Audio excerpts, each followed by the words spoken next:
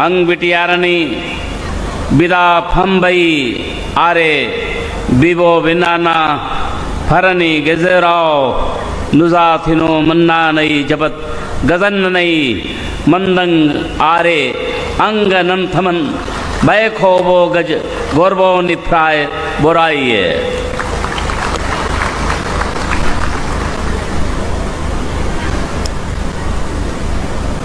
अत्यंत प्राकृतिक सौंदर्य से भरे इस पावन भूमि पर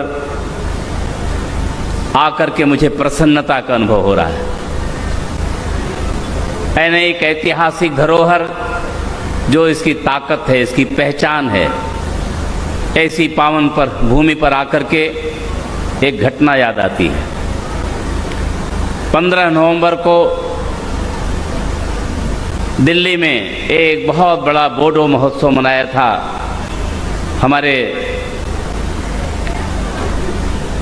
इस कार्यक्रम के हमारे सीएम श्री प्रमोद बोरो जी के सौजन्य से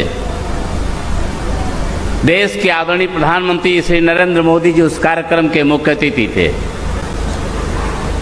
उन्होंने कहा बड़ी संख्या में मेरे बोडो भाई बहन यहाँ उपस्थित है और उन्होंने ये बात कहा कि 2020 से पहले मेरे इस क्षेत्र के बहुत सारे युवा साथी, नौजवान साथी जब अपने घरों से दूर हो गए थे और जब वो 2020 के बाद एक अमन चैन के साथ अपने क्षेत्र में आकर के प्रसन्नता पूर्वक अपने जीवन को संचालित करने लगे तो उनकी खुशियां देख करके मुझे जो आनंद हुआ, जैसे एक माता को जो खुशी होती है वो हमें होती है, ऐसा देश के प्रधानमंत्री जी ने व्यक्त किया था। मैं बधाई देना चाहता हूँ माननीय प्रधानमंत्री श्री नरेंद्र मोदी जी के नेतृत्व में वर्ष 2020 में हुए बोडो शांति समझौते के कारण इस बोडोलैंड की धरती पर शांति, स्थिरता और सामंजस्यपूर्ण सहअस्तित्व का वातावरण स्थापित हुआ। इसके लिए संपूर्ण बोडोलैंड माननीय प्रधानमंत्री जी का सदैव आभारी रहेगा। आज का यह आयोजन मिशन विश्वमुखी 2.0 के शुभारंभ एवं भूमि आवंटन प्रमाण पत्र वितरण समारोह बोडोलैंड क्षेत्र के भूमि प्रशासन में एक महत्वपूर्ण कदम है। इस पहल से क्षेत्र के नागरिकों को सामाजिक एवं आर्थिक रूप से एक नई शक्ति मिलेगी, सम्मान मिलेगा। मैं बीटीआर सरकार को इस दूरदर्शी और संवेदनशील पहल के लिए बहुत बहुत बधाई देता हूं और शुभकामनाएं देता हूं।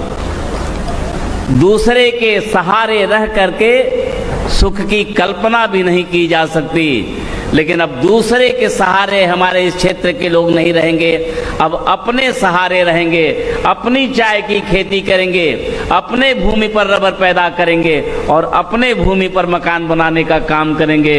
इसके लिए मैं जो विश्वमुखी 2.0 के अंतर्गत आज तमाम ऐसे भूमिहीन लोगों को भूमिवान बनाने का जो काम किया है हमारे बीटीआर सरकार ने, इसके लिए एक बार फिर से मैं बहुत बहुत बधाई देता हूं, अभिनंदन करता हूं, शुभकामनाएं देता हूं।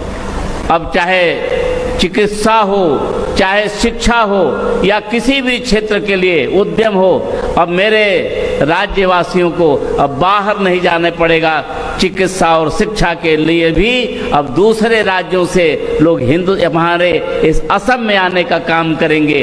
आज इस प्रकार की उपलब्धियां, एक आत्मनिर्भरता की ओर हमारा ये असम बढ़ रहा है, हमारा बीटीआर बढ़ रहा है, हमारे नागरिक बढ़ रहे हैं, यह राज्य के लिए बहुत सुखद दिन है।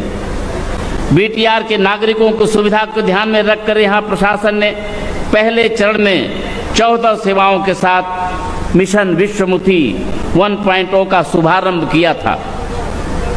पिछले 2.5 वर्षों में लगभग 1,88,000 से अधिक परिवारों ने विश्वमुखी 1.0 के पोर्टल के जरिए विभिन्न सेवाओं के लिए आवेदन किया, जिनमें लगभग 1,61,000 से अधिक आवेदन सकारात्मक रूप से निपटाए जा चुके हैं। यह एक बहुत बड़ा कदम है। आज मैं इस मिशन विश्वमुखी 2.0 के शुभारंभ कार्यक्रम का हिस्सा बनकर के स्वाभाविक रूप से प्रसन्नता का अनुभव कर रहा हूँ।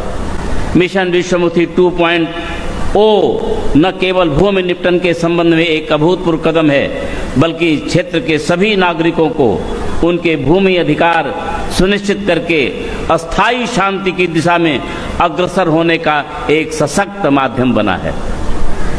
पिछले वर्ष मुझे बीटीआर के कम्युनिटी विजन डॉक्यूमेंट्स का शुभारंभ करने का अवसर मिला था, जो इस क्षेत्र के सभी समुदाय के लिए सामंजस्यपूर्ण सह-अस्तित्व का एक रोड मैप है। मैं समझता हूं कि यही दृष्टि विकसित भारत 2047 की दिशा में अग्रसर होने का आधार बनेगा। आपको बताते मुझे हर्ष हो रहा है, बीटीआर सरकार प्रत्येक भूमि परिवार को, चाहे वे किसी भी जाति या समुदाय के हों, भूमि अधिकार प्रदान करने हेतु अथक प्रयास कर रही है।